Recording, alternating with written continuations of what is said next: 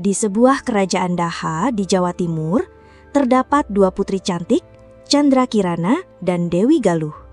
Suatu pagi, kedua putri itu berjalan bersama di taman istana, disinari mentari yang hangat. Candrakirana dikenal berhati lembut, ramah pada semua orang. Dewi Galuh diam-diam menyimpan rasa iri di hatinya. Suatu hari, Raja Daha menerima kedatangan seorang pangeran muda yang gagah, Raden Inu Kertapati. Raden Inu pertama kali bertemu Candrakirana di taman istana. Tatapan mereka bertaut penuh kehangatan. Dari pertemuan itu, mereka duduk berdua di taman dan mulai memiliki kedekatan satu sama lain. Beberapa hari kemudian, Raden Inu menghadiahkan sehelai kain batik indah untuk Candrakirana. Hubungan mereka semakin dekat, hingga akhirnya Raden Inu melamar Candrakirana di hadapan Raja Daha.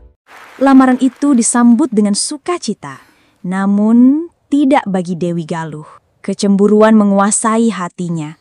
Dia memikirkan cara licik dan pergi ke dalam hutan. Hingga Dewi Galuh menemui seseorang.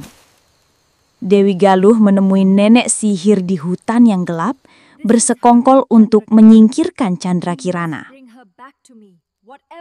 Nenek sihir mengangguk penuh tipu daya, lalu memanggil kekuatan gelapnya. Dalam sekejap, Candrakirana berubah menjadi seekor keong emas berkilau. Tanpa belas kasihan, nenek sihir melempar keong itu ke sungai deras. Arus membawanya jauh hingga ke pinggiran desa. Keesokan paginya, seorang nenek baik hati menemukannya dan mengambilnya dari dalam sungai. Nenek itu memasukkannya ke dalam kendi dari tanah liat dan membawanya pulang. Sesampainya di rumah, keong itu ia simpan di tempayan air. Saat nenek pergi, tampak Candrakirana kembali dalam wujud aslinya. Tanpa ragu, ia mulai memasak dan merapikan rumah dengan hati yang tulus. Saat kembali ke rumah, sang nenek tertegun di ambang pintu. Mejanya penuh hidangan hangat dan setiap sudut rumah tampak rapi. Nenek terkejut saat melihat perubahan Candrakirana. Dari seekor keong menjadi putri yang cantik. Kemudian, Candrakirana menceritakan kejadian sesungguhnya kepada sang nenek. Sementara itu, Raden Inu berkelana mencari tunangannya yang hilang. Di perjalanan, ia bertemu seekor burung gagak yang mencoba menyesatkannya. Untunglah seorang kakek bijak mengusir gagak itu dan memberi petunjuk menuju desa nenek baik hati. Raden Inu menunggangi kuda melewati lembah dan persawahan menuju desa tersebut. Ia tiba di desa, disambut ramah oleh para penduduk. Di depan rumah sederhana, nenek baik hati membukakan pintu untuknya. Matanya terbelalak saat melihat Candrakirana sedang memasak di dapur. Raden Inu memeluk Candrakirana erat, tak ingin berpisah lagi. Dengan gemetar, diceritakan semua yang telah terjadi. Raden Inu marah. Amarahnya sulit dibendung. Candrakirana mencoba menenangkan. Namun, tiba-tiba, ia kembali menjadi keong emas. Dengan pusaka kerajaan, ia membatalkan sihir yang mengikat sang kekasih, mengembalikan wujudnya sepenuhnya. Tangis bahagia pecah. Mereka bertiga saling berpelukan. Bersama Raden Inu dan sang nenek, mereka melangkah keluar rumah, bersiap menuju istana untuk memulai lembaran baru, sambil melambaikan tangan pada sang nenek yang telah menolong. Perjalanan pulang menuju istana pun dimulai. Setibanya di istana Daha, Raden Inu dan Candrakirana segera menghadap raja. Mereka menceritakan segala yang telah terjadi. Mendengar pengakuan itu, amarah sang raja tak terbendung. beliau memerintahkan pengawal menangkap Dewi Galuh. Dewi Galuh kini meringkuk di dalam penjara. Pakaiannya lusuh dan kotor. Kakinya terikat rantai besi. Tak lama kemudian, istana dipenuhi kebahagiaan saat pernikahan megah dilangsungkan. Hidup baru pun dimulai, penuh cinta dan kebijaksanaan. Bahutai, peliharaan gaib pemuda Dayak. Di sebuah desa kecil yang terletak di tengah hutan Kalimantan Tengah, hiduplah seorang pemuda bernama Kumang. Kumang adalah seorang pemuda Dayak yang memiliki kekayaan ilmu yang tak terhitung.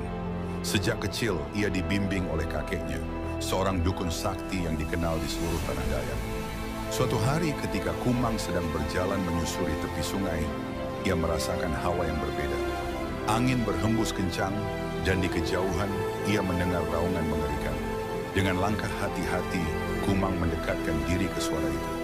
Tak lama kemudian, ia melihat sosok anjing besar yang tengah berburu mangsa. Anjing itu berwarna hitam legam, tubuhnya jauh lebih besar dari kerbau, dengan gigi yang tajam mengkilat. Namun meskipun terlihat ganas, Kumang tidak merasa takut. Ia tahu persis apa yang ia hadapi. Bahutai, begitulah nama makhluk itu. Bahutai adalah anjing siluman yang hanya bisa dilihat oleh orang yang memiliki ilmu khusus, seperti dirinya. Pemuda itu pernah mendengar cerita kakeknya tentang Bahutai, makhluk yang hanya akan menunjukkan dirinya kepada mereka yang layak memeliharanya. Kumang berdiri tegap dan mengangkat tangan, menyebutkan mantra yang hanya diketahui oleh beberapa orang terpilih. Bahutai, datanglah padaku, tunjukkan kekuatanmu. Seolah merespons panggilan tersebut, Bahutai mendekat dengan hati-hati. Matanya yang merah menyala menatap Kumang dalam diam, seolah mengukur apakah ia benar-benar layak untuk menjadi pemiliknya. Setelah beberapa saat yang terasa seperti abadi, Bahutai akhirnya mendekat dan menundukkan kepalanya, menyerahkan dirinya pada Kumang. Sejak saat itu, Kumang dan Bahutai menjadi tak terpisahkan. Setiap malam Kumang melatih Bahutai dengan berbagai ilmu yang telah dia pelajari. Bahutai yang awalnya hanya dikenal sebagai makhluk ganas, kini menjadi penjaga setia yang melindungi Kumang dari segala ancaman. Pada suatu hari, desa Kumang diserang oleh sekelompok perompak yang datang untuk merampas hasil bumi dan merusak kampung. Mereka tahu bahwa suku Dayak dikenal dengan kekuatan dan keberaniannya.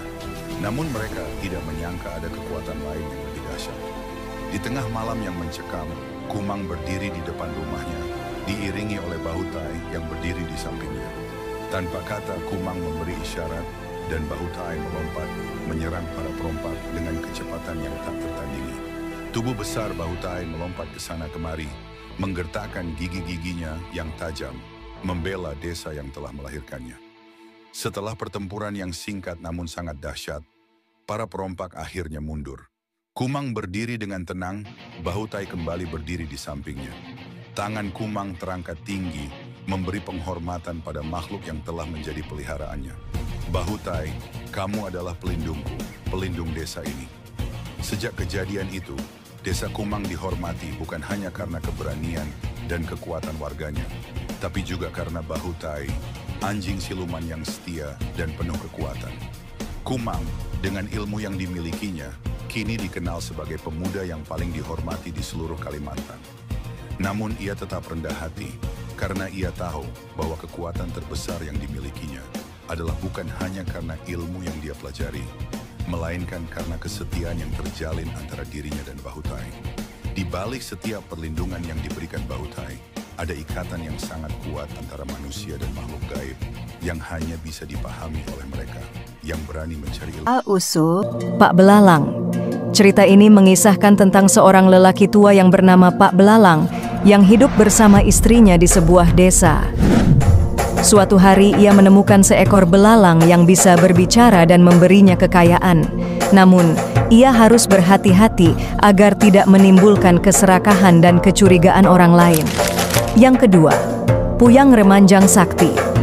Cerita ini mengisahkan tentang seorang puyang yang sangat terkenal bernama Puyang Remanjang Sakti yang bergelar Rie Dinding. Ia adalah seorang yang gagah perkasa dan sakti yang membantu Sunan Palembang menaklukkan makhluk halus bernama Dandai.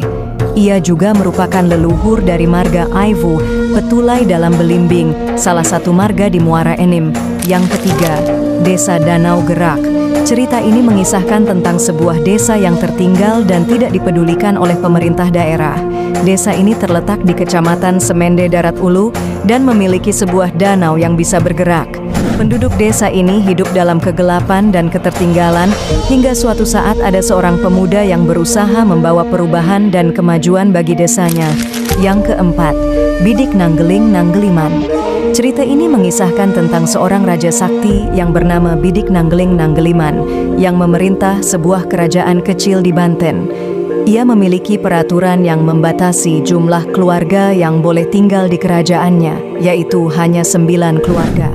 3 keluarga yang harus meninggalkan kerajaan itu adalah Seramfu Sakti, Seramfu Samad, dan Senang Hati, yang kemudian menetap di Muara Enim dan menjadi leluhur dari beberapa marga di sana. Yang kelima, Putri Gunung Sekar. Cerita ini mengisahkan tentang seorang putri yang cantik jelita yang bernama Putri Gunung Sekar yang tinggal di puncak Gunung Sekar. Ia adalah anak dari Raja Gunung Sekar yang memiliki kekuasaan atas seluruh gunung di Muara Enim.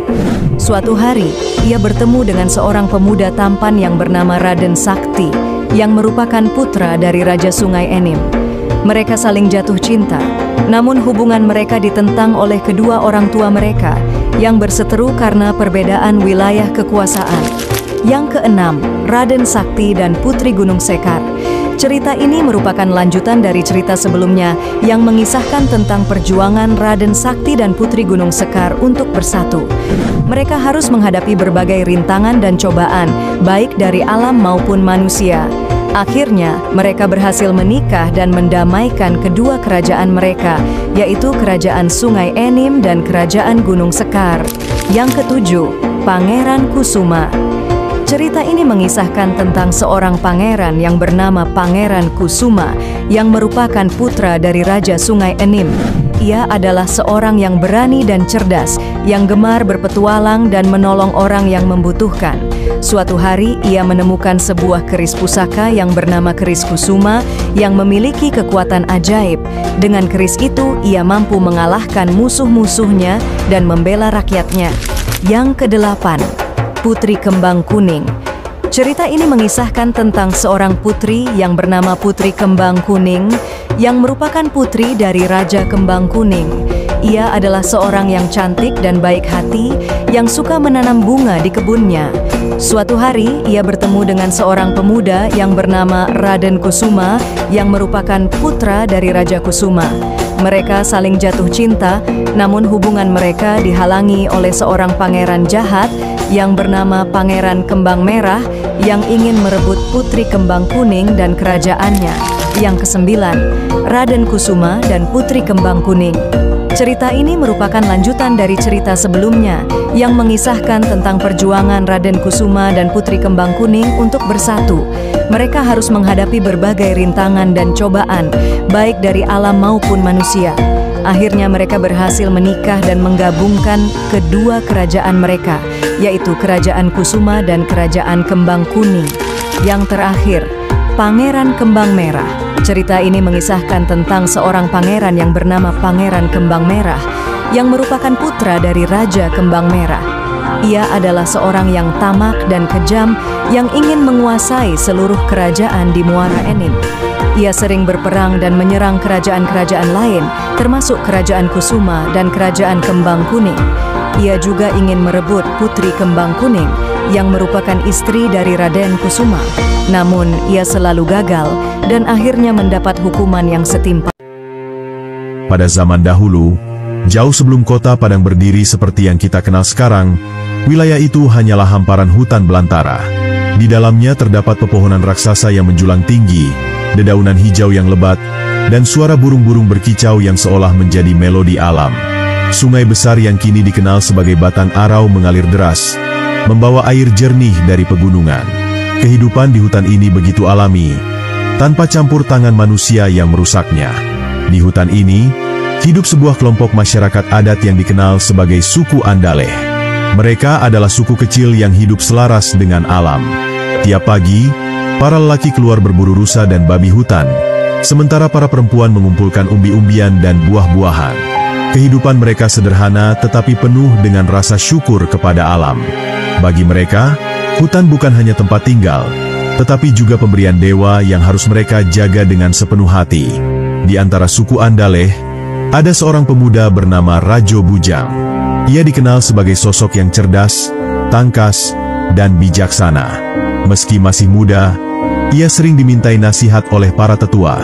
Rajo Bujang memiliki pandangan yang berbeda dibandingkan kebanyakan anggota sukunya. Ia percaya bahwa suku mereka harus membuka diri terhadap dunia luar, meski tetap menjaga tradisi leluhur. Namun, hidup di hutan belantara juga penuh tantangan. Selain harus bertahan dari binatang buas, suku Andaleh seringkali menghadapi ancaman dari suku-suku lain yang tinggal di wilayah sekitar. Mereka mengincar tanah subur dan sumber daya yang ada di sekitar Sungai Batang Arau. Perang kecil antar suku menjadi hal yang tidak terhindarkan, meski seringkali bisa diselesaikan melalui mediasi para tetua. Meski begitu, kedamaian di wilayah ini tidak berlangsung selamanya. Pada suatu hari, datanglah kelompok pedagang asing dari seberang lautan. Mereka mendarat di tepian sungai dengan kapal-kapal besar yang belum pernah dilihat oleh suku Andaleh. Kedatangan para pedagang ini menjadi awal mula perubahan besar yang akan mengubah nasib wilayah tersebut. Pada suatu pagi yang cerah, saat kabut masih menyelimuti Sungai Batang Arau, suara riuh dari burung-burung camar terdengar menggema di udara. Para anggota suku Andaleh, yang biasa menjalani pagi dengan tenang, terkejut mendengar suara gemuruh yang asing. Ketika mereka mendekati sungai, mereka menyaksikan sesuatu yang belum pernah mereka lihat sebelumnya. Kapal-kapal besar dengan layar putih berkibar mendekati tepian. Kapal-kapal itu milik pedagang dari seberang lautan, yang dikenal berasal dari negeri-negeri jauh seperti Gujarat, Tiongkok, dan Arab. Mereka membawa barang-barang dagangan yang luar biasa, kain sutra, perhiasan berkilau, rempah-rempah harum, dan keramik indah. Para pedagang itu tampak berbeda dari suku setempat, dengan pakaian dan bahasa yang tidak mereka pahami. Rajo Bujang, bersama para tetua, menjadi yang pertama mendekati mereka dengan hati-hati. Pertemuan awal ini dipenuhi dengan rasa curiga, tetapi juga rasa ingin tahu. Para pedagang memperkenalkan diri dengan sikap ramah, menggunakan bahasa isyarat untuk berkomunikasi. Mereka menunjukkan niat baik dengan memberikan hadiah berupa manik-manik kaca dan keramik berwarna cerah. Para tetua menerima hadiah itu sebagai tanda perdamaian, tetapi mereka juga sadar bahwa kedatangan orang asing ini dapat membawa risiko bagi suku mereka. Setelah beberapa hari, para pedagang mulai memperlihatkan tujuan mereka. Mereka menginginkan hasil hutan seperti kayu gaharu, rotan, dan rempah-rempah yang melimpah di wilayah itu. Sebagai imbalannya, mereka menawarkan barang-barang berharga yang sulit ditolak. Transaksi pertama berlangsung dengan lancar, meski beberapa anggota suku merasa ragu tentang apa yang mereka lepaskan. Namun, kedatangan para pedagang ini juga membawa perubahan. Mereka memperkenalkan teknologi baru, seperti alat berburu dan bercocok tanam yang lebih efisien. Bagi Rajo Bujang, ini adalah peluang untuk memperkuat sukunya. Namun, ia juga harus menghadapi para tetua yang khawatir bahwa hubungan ini akan mengikis tradisi dan keseimbangan alam yang selama ini mereka junjung tinggi. Setelah beberapa bulan, para pedagang asing tidak hanya datang dan pergi, tetapi mulai menetap di sekitar tepian sungai. Mereka membangun pondok-pondok sederhana sebagai tempat tinggal sementara. Suku Andaleh, yang awalnya menjaga jarak, perlahan mulai menerima keberadaan mereka. Para pedagang ini membawa pengaruh besar terhadap kehidupan masyarakat setempat, baik dalam cara hidup maupun cara berpikir. Rajo Bujang melihat ini sebagai peluang untuk belajar. Ia sering menghabiskan waktu bersama para pedagang, mempelajari bahasa mereka, dan memahami cara kerja perdagangan. Dalam perjalanannya, ia menyadari bahwa wilayah mereka memiliki potensi besar untuk menjadi pusat perdagangan, menghubungkan pedagang dari berbagai negeri. Namun, ia juga sadar bahwa kemajuan ini membutuhkan pengorbanan dan penyesuaian. Sementara itu, beberapa anggota suku mulai merasa tidak nyaman dengan perubahan yang terjadi. Mereka merindukan kehidupan sederhana sebelum kedatangan orang asing. Konflik kecil mulai muncul di dalam komunitas, terutama antara generasi muda yang ingin maju dan generasi tua yang ingin mempertahankan tradisi. Pada suatu malam, Rajo Bujang mengadakan pertemuan besar dengan seluruh anggota suku. Ia menjelaskan visinya untuk masa depan suku Andaleh, di mana mereka tetap menjaga adat tetapi juga terbuka terhadap perubahan. Kita tidak bisa menutup mata terhadap dunia luar, katanya dengan suara lantang. Namun, kita harus bijak agar tidak kehilangan jati diri kita. Kata-kata itu diterima dengan hati-hati, meski tidak semua setuju. Keputusan akhirnya adalah menjalin kolaborasi yang hati-hati dengan para pedagang asing. Mereka sepakat untuk menjaga batasan, memastikan bahwa wilayah mereka tidak sepenuhnya dikuasai oleh pengaruh luar. Tetapi, keputusan ini tidak hanya mengundang harapan. Di luar sana, suku-suku tetangga yang melihat perkembangan ini mulai merasa terancam. Keberhasilan suku Andaleh dalam bekerja sama dengan para pedagang asing segera terdengar hingga ke wilayah tetangga. Suku-suku lain yang tinggal di sepanjang sungai dan dataran tinggi mulai memperhatikan perubahan ini dengan kecemasan. Mereka takut bahwa pengaruh asing ini akan meluas ke wilayah mereka, merusak adat istiadat yang telah lama mereka jaga. Salah satu suku tetangga, suku Tanjung, yang tinggal di hilir sungai, menjadi yang paling khawatir. Mereka adalah suku besar yang selama ini merasa superior atas suku-suku kecil di sekitarnya. Ketika mereka mendengar tentang keberhasilan suku Andaleh dalam berdagang, mereka menganggap ini sebagai ancaman langsung terhadap kekuasaan mereka. Pemimpin suku Tanjung, seorang pria keras bernama Tumenggung Lelo, memutuskan untuk mengambil tindakan. Ia mengumpulkan pasukannya dan memulai serangkaian serangan kecil terhadap wilayah suku Andaleh. Serangan ini bertujuan untuk menakut-nakuti mereka, tetapi juga menjadi peringatan bahwa suku Tanjung tidak akan membiarkan pengaruh asing mengambil alih wilayah itu. Rajo Bujang, yang menyadari ancaman ini, segera mengatur strategi untuk mempertahankan wilayahnya. Ia memimpin para pemuda suku untuk membangun pertahanan di sepanjang sungai dan memperkuat hubungan dengan para pedagang asing. Ia tahu bahwa perang besar mungkin tidak terhindarkan, tetapi ia ingin memastikan bahwa sukunya tidak akan kalah. Ketegangan antara kedua suku terus meningkat.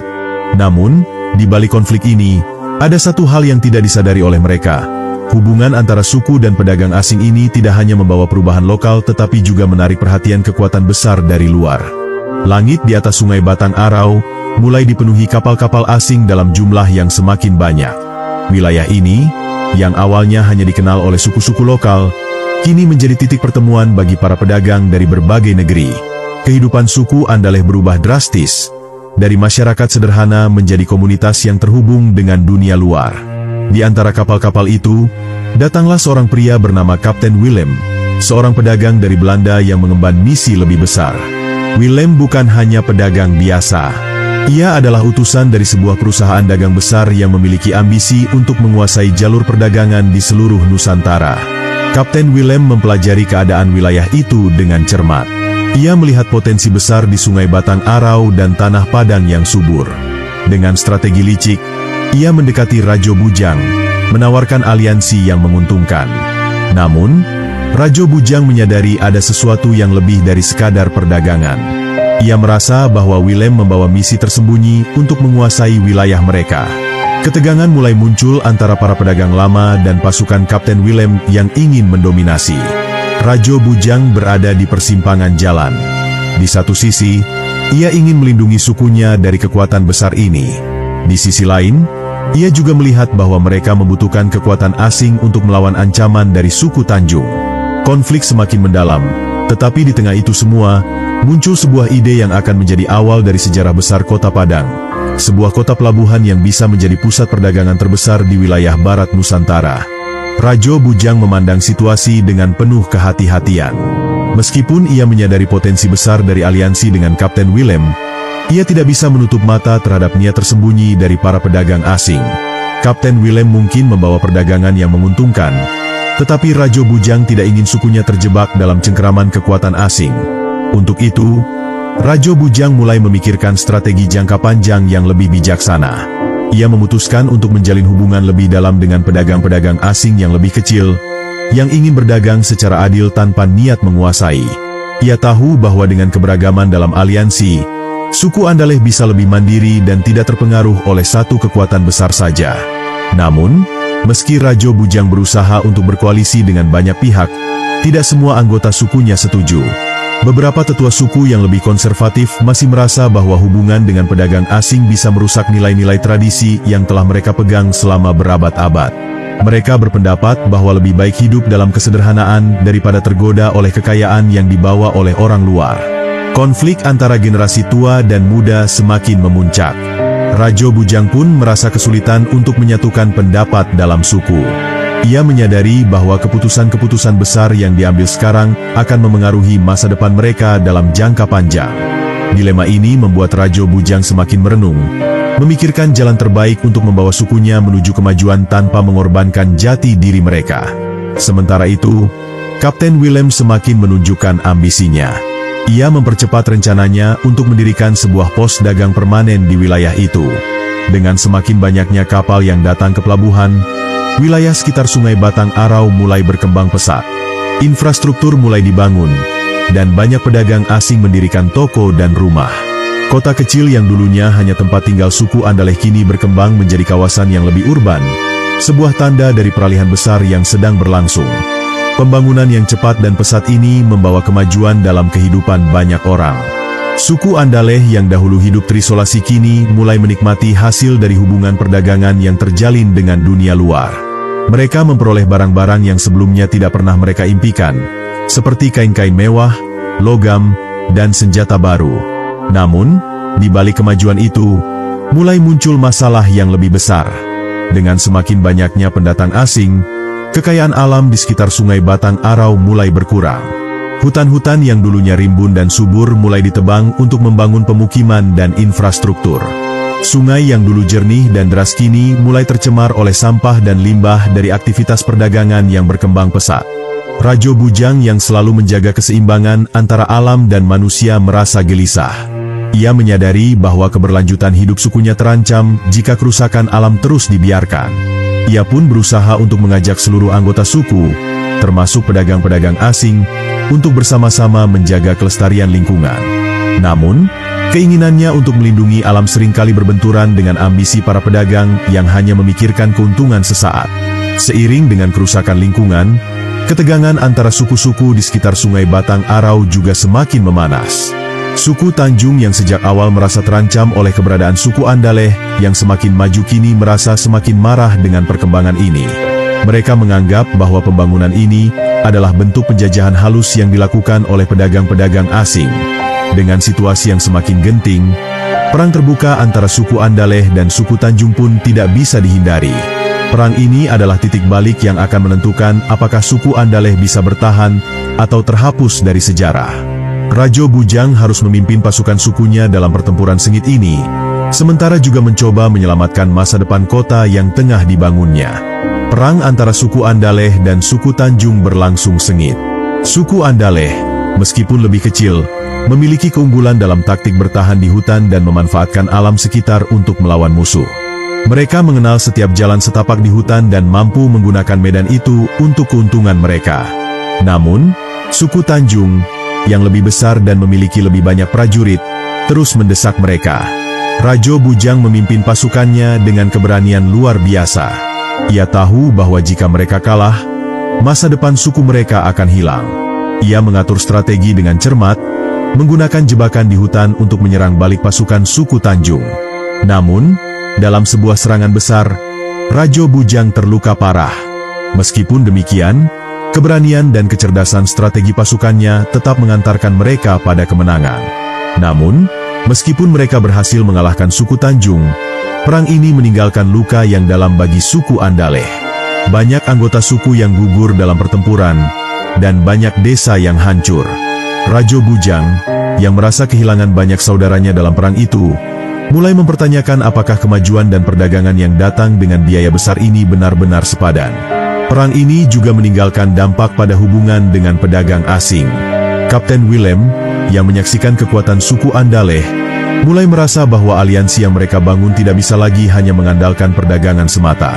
Ia tahu bahwa untuk menguasai wilayah ini, ia membutuhkan lebih dari sekadar barang dagangan.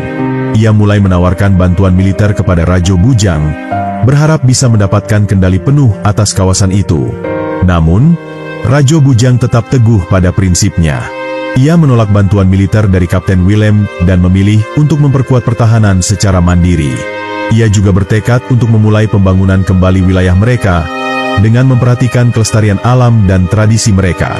Raja Bujang tahu bahwa, meskipun masa depan penuh tantangan, ia harus memastikan bahwa suku Andaleh tetap berdiri dengan kepala tegak. Setelah perang usai, Raja Bujang mengubah arah hidupnya.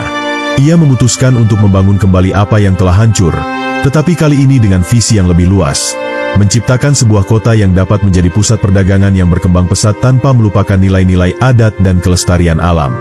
Ia memulai pembangunan dengan membangun infrastruktur yang lebih kuat, mulai dari jalan raya yang menghubungkan berbagai wilayah, hingga pasar yang dapat menampung pedagang dari berbagai belahan dunia. Kota yang kini mulai dibangun itu dinamakan Padang, karena letaknya yang strategis di tepi sungai dan dekat dengan laut. Kota ini mulai menarik pedagang dari berbagai penjuru dunia, baik dari India, Tiongkok, maupun Eropa. Mereka datang membawa barang dagangan, budaya, dan pengetahuan baru. Padang mulai berkembang menjadi kota yang ramai, penuh dengan berbagai macam orang dan kebudayaan yang bercampur. Namun, meskipun Padang mulai menjadi pusat perdagangan yang penting, Raja Bujang tidak pernah melupakan prinsip-prinsip yang ia pegang sejak dulu. Ia memastikan bahwa dalam setiap kebijakan yang diambil, tradisi dan adat istiadat suku Andaleh tetap dijaga dengan ketat. Ia pun melibatkan para tetua dalam setiap keputusan besar yang diambil. Seiring berjalannya waktu, Padang berkembang pesat. Kota ini mulai menjadi simbol dari kemajuan, tetapi juga dari perjuangan panjang suku-suku yang berani melawan penjajahan budaya dan alam. Meskipun tantangan dan cobaan terus datang, Padang tetap berdiri kokoh sebagai tempat yang mencerminkan semangat perjuangan dan kebijaksanaan Raja Bujang.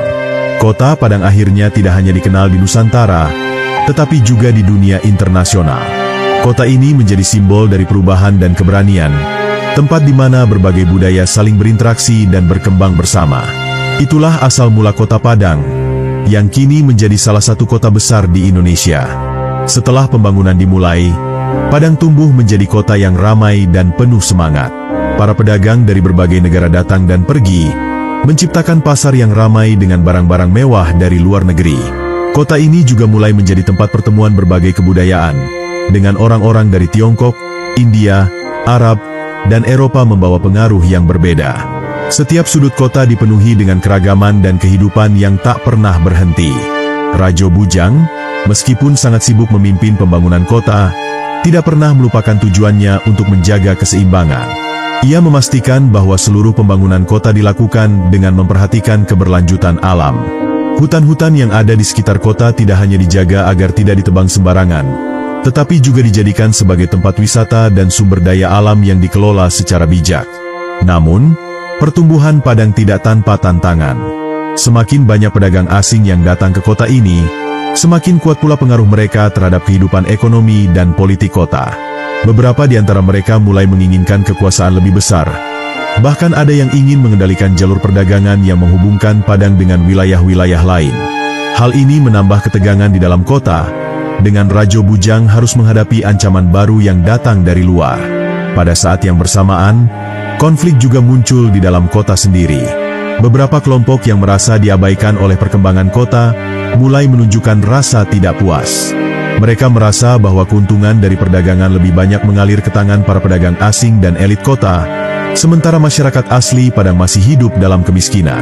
Ketidaksetaraan ini memunculkan gelombang protes yang mengancam stabilitas kota yang baru saja dibangun. Raja Bujang berusaha menyelesaikan masalah ini dengan cara diplomatis. Ia memanggil perwakilan dari setiap kelompok yang ada di kota dan mengadakan pertemuan besar untuk mencari solusi. Dalam pertemuan itu, Raja Bujang menekankan pentingnya menjaga keharmonisan antara penduduk asli Padang dan para pedagang asing, serta antara berbagai kelompok dalam masyarakat. Meski pertemuan itu berlangsung lama dan penuh dengan ketegangan, akhirnya mereka menemukan titik temu, dan peran pemerintah kota mulai lebih difokuskan untuk kesejahteraan bersama. Seiring dengan berkembangnya kota Padang, Raja Bujang menyadari bahwa ia perlu menjalin hubungan dengan kerajaan-kerajaan lain di sekitar wilayah Sumatera dan sekitarnya. Dengan letak Padang yang strategis, kota ini memiliki potensi besar untuk menjadi pusat perdagangan utama, tetapi untuk mencapainya, ia membutuhkan aliansi yang kuat dengan kerajaan-kerajaan tetangga. Raja Bujang memutuskan untuk mengirim utusan ke kerajaan-kerajaan besar di Sumatera, seperti Kerajaan Pagaruyung dan Kerajaan Siak. Tujuannya adalah untuk memperkenalkan Padang sebagai pusat perdagangan baru yang dapat membawa keuntungan bagi semua pihak. Melalui hubungan baik yang dijalin, Padang bisa menjadi titik pertemuan bagi pedagang dari berbagai penjuru dunia, termasuk pedagang dari Malaka, Singapura, dan bahkan dari Jepang. Namun, tidak semua kerajaan menyambut baik kemunculan kota Padang. Beberapa kerajaan besar merasa terancam dengan potensi kota ini yang semakin berkembang. Mereka khawatir Padang akan merebut dominasi perdagangan yang selama ini mereka nikmati. Salah satu kerajaan yang paling khawatir adalah Kerajaan Pagaruyung, yang memiliki pengaruh besar di wilayah Sumatera Barat.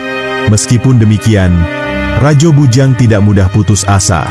Ia mengadakan serangkaian pertemuan dengan raja-raja dari kerajaan-kerajaan tersebut, berusaha menunjukkan bahwa kota Padang bukanlah ancaman, melainkan peluang. Ia berbicara tentang keuntungan yang dapat diperoleh jika mereka bekerja sama, dan tentang bagaimana Padang bisa menjadi pelabuhan yang menguntungkan bagi semua pihak. Dengan kebijaksanaan dan ketekunan Raja Bujang, akhirnya hubungan diplomatik antara Padang dan kerajaan-kerajaan sekitarnya mulai terjalin dengan baik. Padang menjadi semakin dikenal di dunia internasional sebagai kota yang aman, makmur, dan terbuka bagi perdagangan. Namun, tantangan baru pun datang. Bagaimana menjaga agar kota ini tetap seimbang, baik dari segi ekonomi, budaya, maupun lingkungan hidup? Seiring dengan kemajuan perdagangan dan pertumbuhan ekonomi, Raja Bujang menyadari bahwa Padang harus dibangun dengan fondasi yang kokoh, tidak hanya dalam hal ekonomi, tetapi juga dalam hal infrastruktur dan kebudayaan. Kota ini mulai memiliki jalan-jalan utama yang menghubungkan pusat kota dengan pelabuhan dan wilayah luar. Gedung-gedung pasar yang besar, tempat tinggal, dan pusat perdagangan mulai berdiri megah di sepanjang Sungai Batang Arau. Selain itu, Raja Bujang juga memprioritaskan pengembangan kebudayaan di kota ini. Ia tahu bahwa agar Padang tetap menjadi tempat yang harmonis, berbagai kebudayaan yang datang bersama para pedagang asing harus disambut dengan tangan terbuka. Oleh karena itu, ia mendirikan sebuah pusat kebudayaan yang terbuka bagi semua pihak. Di sini, masyarakat dapat mempelajari berbagai seni, musik, dan bahasa dari berbagai bangsa yang datang ke kota. Pada masa ini, seni dan arsitektur di Padang berkembang pesat. Bangunan-bangunan yang ada di kota ini mulai menunjukkan pengaruh dari berbagai budaya yang saling bertemu. Ada pengaruh arsitektur Tiongkok, India, Arab, bahkan Eropa yang memadukan elemen tradisional dengan modernitas. Kota ini menjadi simbol dari pertemuan berbagai peradaban yang tidak hanya berdagang, tetapi juga saling belajar satu sama lain. Namun, meskipun Padang berkembang pesat dalam hal ekonomi dan kebudayaan, Raja Bujang tidak melupakan akar sejarahnya. Setiap kali ia memimpin upacara adat, ia selalu mengingatkan penduduknya untuk menjaga keseimbangan antara kemajuan dan pelestarian alam. Ia berpendapat bahwa kemajuan tanpa akar budaya yang kuat hanya akan mengarah pada kehancuran. Kota Padang yang semakin maju ini mulai menarik perhatian lebih banyak orang dari luar daerah. Padang bukan lagi sekadar kota kecil di pesisir Sumatera, tetapi menjadi simbol dari perubahan besar yang terjadi di kawasan Nusantara. Namun, seiring dengan semakin besarnya kota ini, tantangan baru pun muncul. Tantangan yang lebih besar dari yang pernah dihadapi oleh Raja Bujang sebelumnya. Dengan pesatnya pertumbuhan kota Padang, semakin banyak pihak yang tertarik untuk menguasai wilayah ini. Kota ini tidak hanya menjadi pusat perdagangan, tetapi juga menjadi titik strategis yang memiliki nilai politik dan militer yang tinggi. Melihat potensi ini, beberapa kerajaan besar dari luar Sumatera mulai memperhatikan Padang dengan minat yang berbeda. Pada suatu malam, Raja Bujang mendapat kabar dari utusannya bahwa ada kekuatan besar yang mendekat dari luar. Pasukan kolonial dari Eropa yang dipimpin oleh bangsa Belanda mulai menunjukkan minat besar terhadap Padang. Mereka melihat kota ini sebagai jalur utama yang dapat menghubungkan perdagangan mereka dengan dunia internasional.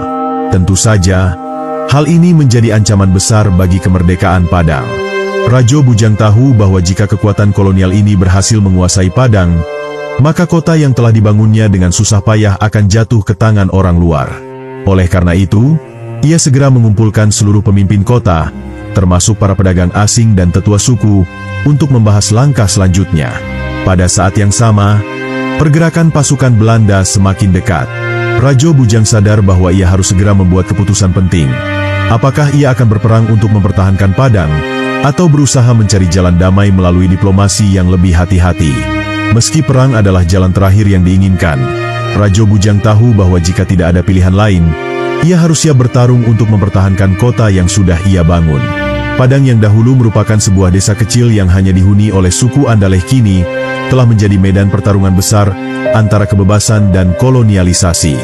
Rajo Bujang menghadapi ujian besar dalam perjalanan panjang kota Padang. Akankah ia mampu menjaga kebebasan kotanya? Atau akankah kota ini jatuh ke tangan penjajah? Dengan kabar bahwa pasukan Belanda semakin mendekat, suasana di kota Padang menjadi tegang.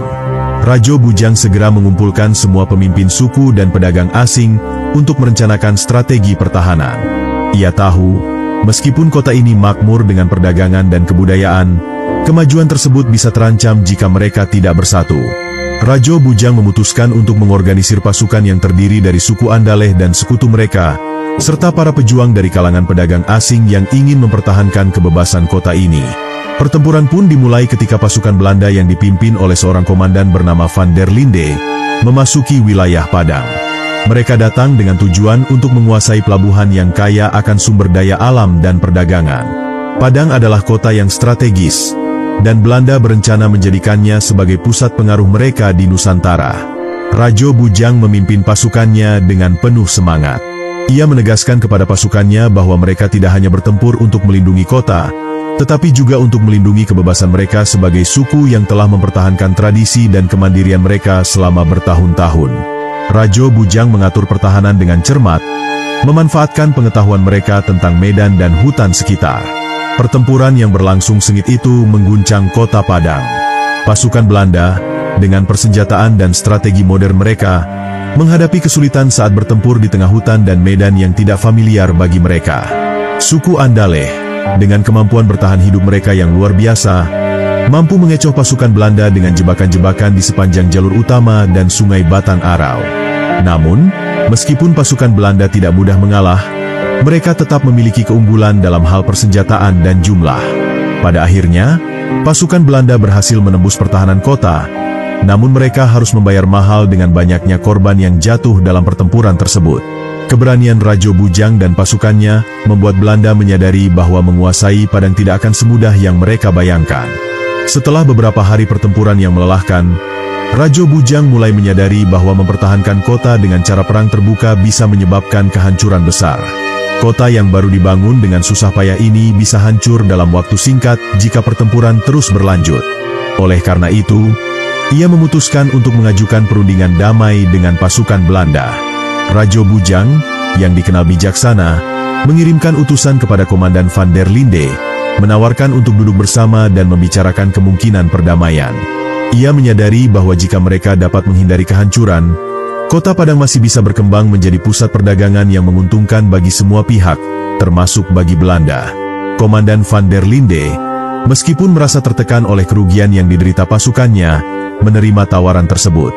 Rajo Bujang dan Van der Linde bertemu di tengah kota yang masih penuh dengan asap dan reruntuhan akibat pertempuran. Dalam pertemuan itu, Rajo Bujang berbicara tentang pentingnya menjaga kelangsungan hidup kota tanpa harus melalui perang yang merugikan kedua belah pihak. Ia menawarkan sebuah solusi damai yang memberi keuntungan bagi kedua pihak, yaitu melalui pengaturan perdagangan yang adil dan saling menguntungkan. Setelah beberapa jam perundingan yang penuh dengan ketegangan, akhirnya sebuah kesepakatan tercapai. Belanda setuju untuk tidak menguasai Padang secara langsung, namun mereka diberi hak untuk berdagang di kota ini. Sebagai gantinya, Rajo Bujang berjanji untuk memberi perlindungan terhadap kapal-kapal Belanda yang datang ke pelabuhan Padang. Kesepakatan ini bukan hanya mencegah pertempuran lebih lanjut, tetapi juga membuka jalan bagi Padang untuk berkembang sebagai pusat perdagangan internasional. Dengan perjanjian damai tersebut, kota ini mulai pulih dari kehancuran perang. Meskipun tidak sempurna, perdamaian ini memberi kesempatan bagi Padang untuk bangkit kembali dan melanjutkan peranannya sebagai kota yang berkembang pesat. Rajo Bujang merasa lega, namun ia tahu bahwa tantangan besar lainnya akan datang dalam menjaga keseimbangan antara kemajuan dan perlindungan terhadap budaya serta alam yang telah mereka perjuangkan. Setelah perjanjian damai tercapai, kota Padang memasuki era kemakmuran yang baru. Dengan jalur perdagangan yang terbuka lebih lebar, kota ini menjadi lebih ramai dari sebelumnya. Pedagang dari berbagai penjuru dunia datang dan pergi, membawa barang dagangan yang lebih beragam, dari rempah-rempah hingga barang-barang mewah. Padang mulai dikenal di seluruh dunia sebagai kota perdagangan yang strategis dan kaya akan sumber daya alam. Selama periode ini, Rajo Bujang memfokuskan perhatiannya pada pembangunan ekonomi dan sosial kota. Infrastruktur kota diperbaiki lebih lanjut, dengan dibangunnya jalan-jalan yang lebih luas dan pasar-pasar yang lebih terorganisir. Pelabuhan Padang menjadi salah satu pelabuhan tersibuk di Asia Tenggara, yang menghubungkan berbagai negara dan memfasilitasi perdagangan internasional. Kota ini juga mulai menarik perhatian para ilmuwan, seniman, dan arsitek, yang datang untuk belajar dan berkontribusi pada kemajuan kota. Namun, meskipun Padang berkembang pesat, Rajo Bujang tidak melupakan pentingnya pelestarian budaya. Ia mendirikan sebuah lembaga kebudayaan yang bertujuan untuk melestarikan tradisi dan adat istiadat suku Andaleh. Lembaga ini juga menjadi tempat bagi berbagai kelompok budaya untuk berkumpul dan berbagi pengetahuan, sehingga kota ini tetap menjadi tempat yang mengakomodasi berbagai budaya yang ada. Di bawah kepemimpinan Rajo Bujang, Padang berkembang menjadi kota yang maju dan harmonis. Namun, semakin besar kota ini, semakin banyak pula masalah yang muncul. Ketimpangan sosial mulai terlihat di beberapa wilayah, di mana sebagian orang menikmati kekayaan, sementara yang lain tetap hidup dalam kesulitan. Rajo Bujang menyadari bahwa meskipun kemakmuran ini memberi banyak manfaat, ia juga harus memastikan bahwa kemajuan tidak mengorbankan kesejahteraan semua lapisan masyarakat. Untuk itu, Rajo Bujang memutuskan untuk mengadakan sebuah sistem pemerintahan yang lebih adil, di mana setiap kelompok dalam masyarakat dapat berbicara dan memberikan masukan. Ia berharap dengan cara ini, Padang akan menjadi kota yang tidak hanya makmur secara ekonomi, tetapi juga adil bagi semua penduduknya. Era kemakmuran ini membawa banyak harapan baru, tetapi juga memperingatkan akan tantangan yang harus dihadapi jika ingin menjaga kota ini tetap berkembang tanpa melupakan akar dan nilai-nilai asli yang telah membuatnya menjadi kota besar. Seiring berjalannya waktu, Rajo Bujang semakin tua. Meski masih bersemangat memimpin Padang, ia merasa sudah saatnya untuk mempersiapkan penerus yang dapat melanjutkan perjuangan dan kepemimpinannya. Rajo Bujang mengundang semua pemimpin suku, pedagang, dan tokoh masyarakat untuk mengadakan musyawarah besar yang bertujuan untuk memilih pemimpin baru yang akan memimpin Padang setelah dirinya. Meskipun banyak yang menganggap Rajo Bujang sebagai pemimpin yang bijaksana dan tak tergantikan, ia sadar bahwa masa depan Padang memerlukan pemimpin yang mampu menghadapi tantangan yang semakin kompleks. Proses pemilihan ini tidaklah mudah, karena banyak calon pemimpin yang muncul dengan ide dan visi yang berbeda. Beberapa orang ingin Padang tetap mempertahankan tradisi dan cara hidup yang sederhana, sementara yang lain ingin terus mendorong kota ini menuju modernitas. Setelah melalui perdebatan panjang, akhirnya seorang pemimpin muda yang penuh semangat dan berwawasan luas terpilih untuk menggantikan Rajo Bujang. Pemimpin baru ini bernama Tuanku Imran, seorang tokoh yang dihormati baik oleh kalangan tradisional maupun pedagang asing. Tuanku Imran berjanji untuk melanjutkan apa yang telah dibangun oleh Rajo Bujang, sambil memperkenalkan inovasi baru yang akan memastikan bahwa Padang tetap menjadi kota yang maju dan sejahtera. Rajo Bujang merasa lega mengetahui bahwa Padang akan tetap berada di tangan yang tepat. Ia tahu bahwa peranannya sebagai pemimpin telah berakhir, namun warisan yang ia tinggalkan akan terus dikenang oleh generasi mendatang. Sebelum mengundurkan diri, Rajo Bujang mengajak Tuanku Imran untuk berkeliling kota dan memberi wejangan tentang pentingnya menjaga keseimbangan antara kemajuan dan tradisi. Dengan peralihan kepemimpinan ini, kota Padang melanjutkan perjalanannya menuju masa depan yang penuh harapan. Namun, Rajo Bujang tahu bahwa meskipun ia tidak lagi memimpin, hatinya akan selalu bersama Padang, kota yang telah ia bangun dengan darah, keringat, dan air mata. Kepemimpinan Tuanku Imran membawa angin segar bagi kota Padang. Namun, seperti yang selalu terjadi pada kota-kota besar yang berkembang pesat, tantangan baru muncul. Meskipun Padang terus berkembang dalam perdagangan dan kebudayaan, masalah baru mulai timbul, terutama yang berkaitan dengan ketimpangan sosial. Sebagian besar kekayaan kota ini terkonsentrasi di tangan beberapa orang kaya, baik pedagang asing maupun tokoh lokal, sementara sebagian besar rakyat Padang masih hidup dalam kemiskinan. Tuanku Imran, meskipun seorang pemimpin yang bijaksana, merasa sulit untuk menemukan solusi yang tepat untuk masalah ini. Kota yang dulunya hidup dengan semangat gotong royong kini terancam dengan adanya jurang pemisah yang semakin lebar antara yang kaya dan yang miskin. Masyarakat yang hidup di pinggiran kota merasa terpinggirkan, tidak terlibat dalam kemajuan yang terjadi di pusat kota. Mereka merasa tidak mendapatkan bagian yang adil dari kekayaan yang dihasilkan oleh kota ini. Pada suatu saat, Tuanku Imran memutuskan untuk mengunjungi beberapa kawasan miskin di sekitar Padang. Ia ingin melihat sendiri bagaimana kehidupan rakyat yang kurang beruntung. Di sana, ia bertemu dengan seorang pemimpin masyarakat yang bernama Bapak Saryo, yang mengeluhkan ketidakadilan sosial yang semakin meluas di kota tersebut. Bapak Saryo mengajukan ide kepada Tuanku Imran untuk membuat sistem redistribusi kekayaan yang lebih adil, di mana sebagian keuntungan dari perdagangan dan pembangunan dapat digunakan untuk memperbaiki kehidupan masyarakat miskin. Mendengar saran tersebut, Tuanku Imran merasa tergerak. Ia tahu bahwa untuk menjaga kestabilan kota ini, perubahan harus dilakukan. Ia memutuskan untuk membentuk sebuah komite sosial yang terdiri dari berbagai kelompok masyarakat, baik pedagang, pemimpin suku, maupun rakyat biasa, untuk merancang kebijakan yang lebih inklusif. Komite ini akan bekerja untuk menciptakan sistem kesejahteraan yang memastikan setiap orang di Padang mendapatkan kesempatan yang sama untuk meraih kemakmuran. Meskipun perubahan ini tidak mudah dan memerlukan waktu serta perjuangan, Tuanku Imran bertekad untuk membuat Padang menjadi kota yang lebih adil. Ia mulai memperkenalkan kebijakan untuk meningkatkan kesejahteraan rakyat, seperti menyediakan akses pendidikan dan kesehatan bagi masyarakat miskin, serta memperbaiki infrastruktur di kawasan pinggiran kota. Perlahan-lahan, kota ini mulai merasakan perubahan positif yang tidak hanya menguntungkan segelintir orang, tetapi juga membawa manfaat bagi seluruh rakyat Padang. Di tengah berbagai perubahan yang terjadi di Padang, kota ini semakin dikenal di dunia internasional. Perdagangan yang terus berkembang dan keberagaman budaya yang ada di kota ini menarik perhatian banyak bangsa. Padang tidak hanya menjadi pusat perdagangan yang menghubungkan dunia barat dan timur, tetapi juga menjadi pusat studi bagi banyak ilmuwan dan pemikir yang datang untuk meneliti kebudayaan, ekonomi, dan keanekaragaman alam yang ada di kota ini. Pembangunan kota yang pesat ini menarik perhatian para pelancong dari berbagai penjuru dunia. Banyak di antara mereka yang datang untuk melihat keindahan alam Padang, dengan pantai-pantainya yang mempesona, serta kebudayaan lokal yang kaya. Masyarakat Padang yang ramah dan terbuka membuat kota ini semakin dikenal sebagai tempat yang penuh dengan kesempatan. Perdagangan internasional yang berlangsung di Pelabuhan Padang menjadikannya sebagai kota yang strategis untuk koneksi antara Asia dan Eropa. Namun, meskipun Padang semakin makmur, Tuanku Imran tidak melupakan pentingnya menjaga identitas kota ini. Ia selalu mengingatkan penduduknya untuk tidak terjebak dalam modernisasi yang bisa menghapuskan akar budaya dan tradisi yang telah ada sejak dahulu. Oleh karena itu, ia memprakarsai berbagai festival budaya yang melibatkan seluruh masyarakat, dari suku Andaleh hingga pedagang asing yang telah lama menetap di kota ini. Dalam festival ini, masyarakat dapat menunjukkan kekayaan budaya mereka melalui seni, musik, tarian, dan masakan khas. Tuanku Imran berharap, dengan adanya festival ini, Padang akan terus menjadi kota yang tidak hanya maju dalam hal ekonomi, tetapi juga tetap menjaga tradisi dan kebudayaan yang telah menjadi bagian dari jiwanya.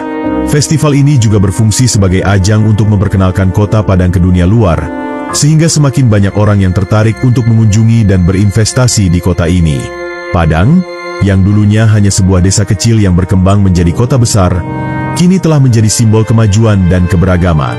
Nama Padang semakin harum di mata dunia, bukan hanya sebagai pusat perdagangan, tetapi juga sebagai kota yang kaya akan kebudayaan dan sejarah.